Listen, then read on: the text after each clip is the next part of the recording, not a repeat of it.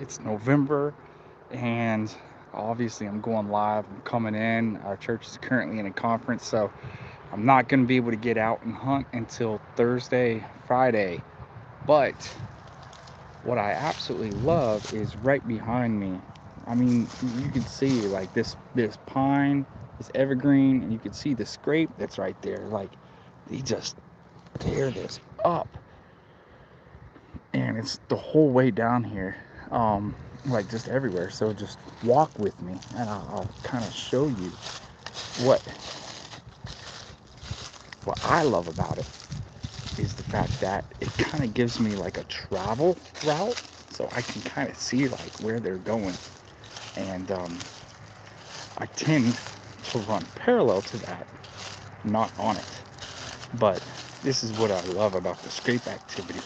Um, Actually, just checked a choke camera a couple hundred yards to my left, and you could smell the doe estrus. Oh, it was strong. So incredible. It's that time of year, but you gotta find those scrapes. I love the community scrapes. I love to set up a. Here you go. I'm gonna turn this around. You're not gonna believe this. You've never. It's a little scrape. You got a little some type of licking branch that's right here, right over that. There's a scrape or a rub that's right over there. So they go up and around, and then they come back down through, head over that way. Um, so, uh, but okay, going back to it, all right. I love the scrapes where everybody is coming to that area to hit a scrape. I love those. The reason being is it's giving me an inventory of all the deer that are in that area. I call it MRI, most recent information, and that's important when you're trying to plan your hunt. Um, you need that MRI. Like that's one reason why when you go to the hospital and they're going to be like they run last minute um, X-rays and stuff because they're wanting to see like if anything's changed. It's important. You need to know that MRI, most recent information. Like, why in the world would you go into an area if you're trying to target a certain buck and that buck hasn't been showing up in the last 2 weeks, right? That's important. I'm from Ohio. This is Ohio, Lancaster, Ohio. So uh, there's just uh, smack dab in the middle of deer season. Rut is kicked off, kicking off. Just depends on what part of Ohio you're in. It's like I believe it's one of those things where it's like depends on the week. It can be like any week in between here and there. So um, let's check this trail cam. All right. So coming in, turn this around. All right. So got my trail cam right there. It's overviewing this. This is a transition from the field. You've got this fence row, and there's an opening that's right to my right. It's right here, about 15 feet or so. And they come down, and then they split, and they run opposite sides of this ridge. It goes to the left and to the right. So camouflage my trail cam right there. So I gotta go around. Darn it.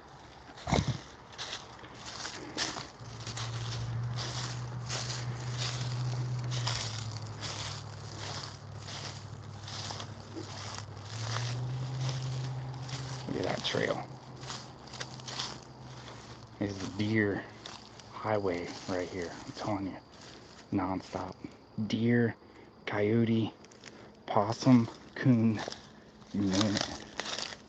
There's a bunch. All right, pull that memory card out.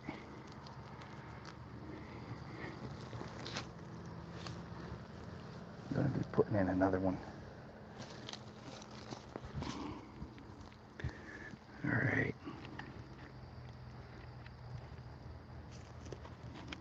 Sorry.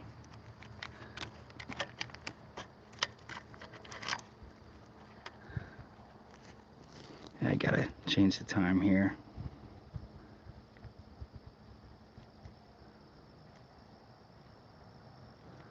All right.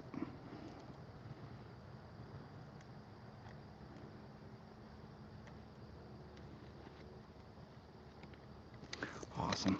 Awesome sauce. Making sure that's pointed back where I was wanting it. All right. Now we're off to the last trail cam. And this is where I hunt. So, incredible. So a lot of people like to know why I use nitriles when I'm coming in. These are brand new nitriles. The reason is I'm trying my hardest not to touch anything with my person. Oh my goodness, like just the trail that just comes through here. It's insane. But what I'm doing is, as much as I have to touch the trail cam and move this, that out of my way, getting to my tree stand, I use nitriles. That way I'm not leaving my human scent there. Obviously, like I'm wearing this shirt, I'm wearing this blue jeans. I would not be doing this right now except for this. All right, I've been around fire all day, so I got that smoke, and that's one of the old time ways that they used to use scent. Basically, is the original scent control, is they would smoke their clothes. So I'm wearing the boots that I always wear when I come out here. My jeans, they've been smoked, this, that, and the other. So and as far as looking at the comments here, do I have permission to hunt this place? Absolutely, 100%. You're not going to catch me on any property that I don't have permission to be on. Like, if you're doing, let's put it this way, if you're doing anything video wise, like you're videotaping a hunt, you're posting stuff on social media and that type of thing, and you don't have permission to hunt that area, you have a huge target on your back, and they will catch you.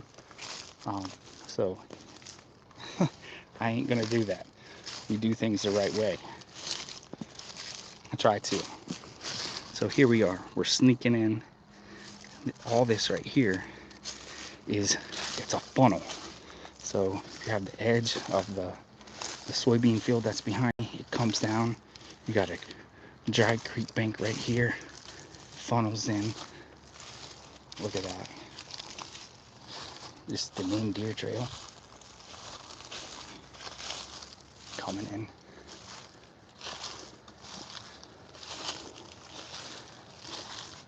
Not surprised. Right here, last year, this was like a huge, like 6-foot scrape that was bare. And then they had another one that was just on the other side of this creek bank. It's not that big. It's dry, but coming this way. That's deer trail. All that CRP. So the trail cam that I just checked is like less than 100 yards that way. Right? My tree stand is right up there. That's the tree stand I was setting in when I got that little funky buck last year. We kind of tried to clean this up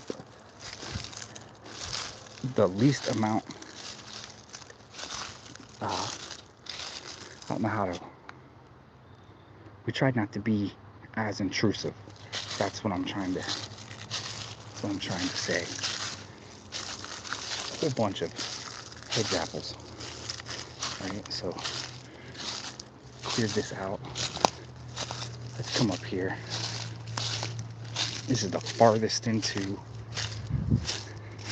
70 something acres that I go.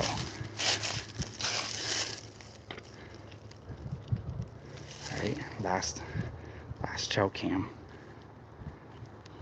SD card. Right.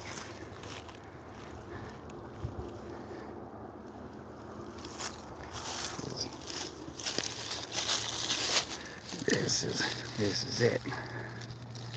And when it comes to pressing charges and stuff, that comes down to the landowner. There was a place actually here in Ohio I had permission to hunt. Massive deer, massive, like unbelievable the amount of, like, the size of the deer that was there. But for whatever reason, the landowner would not press charges. We had, I didn't post any of them, but we had so many different pictures, videos of people sneaking onto the property after hours.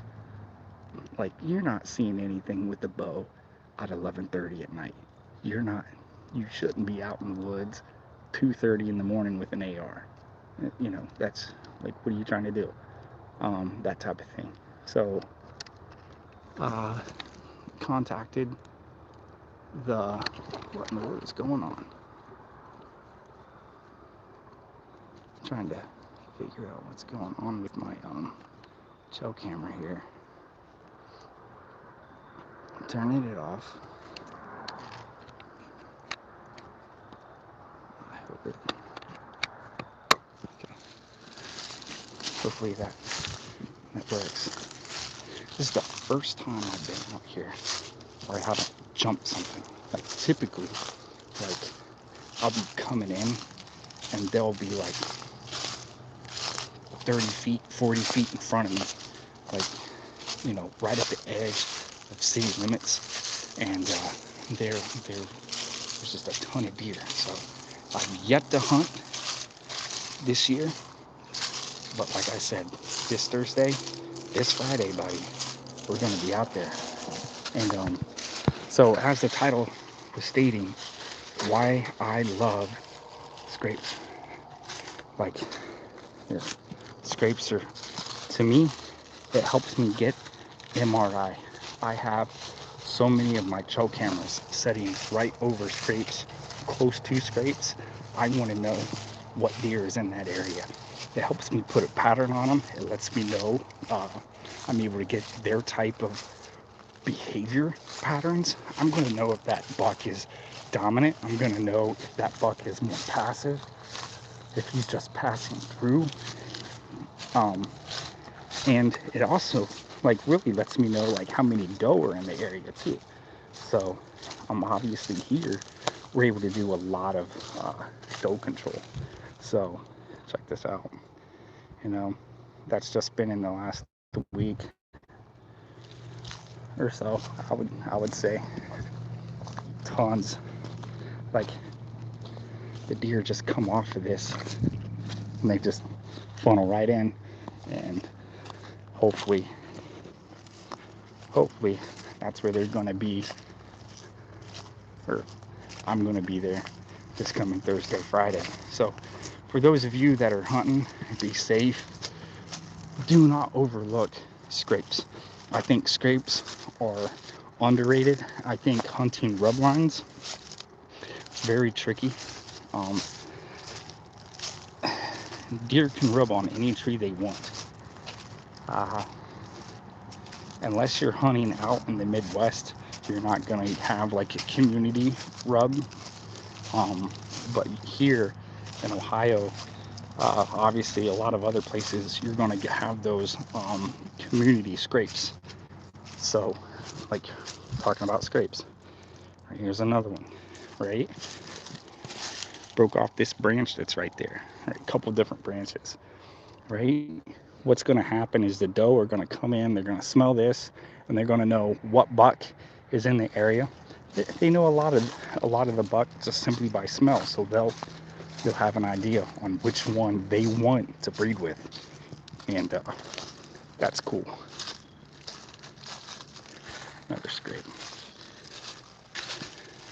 smaller one, right? Another scrape. this branch that's right here, right?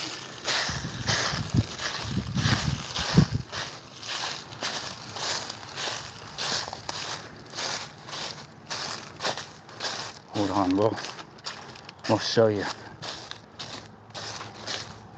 You don't think this is a scrape, buddy. You don't know what one is. But look, the size of that. That was just massive. I had nothing to do with that.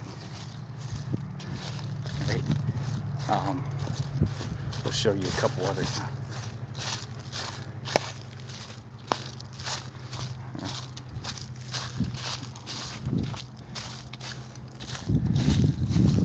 Here's one. Right? If you were to come in and look real close, if the phone will, I don't know if you could see like how chewed up this branch is.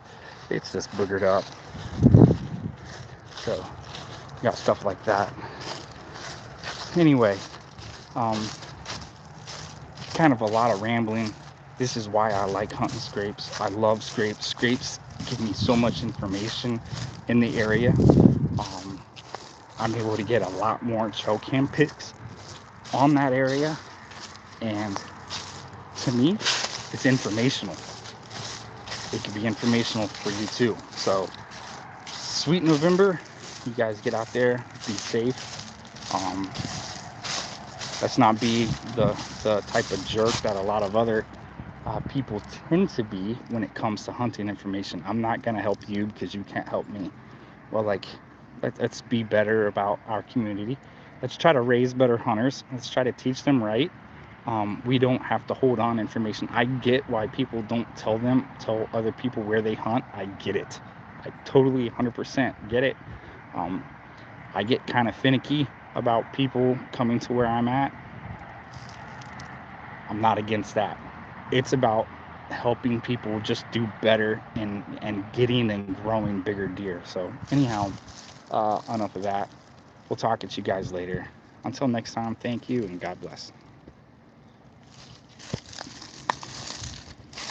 I have no idea how to turn this thing off. There you go.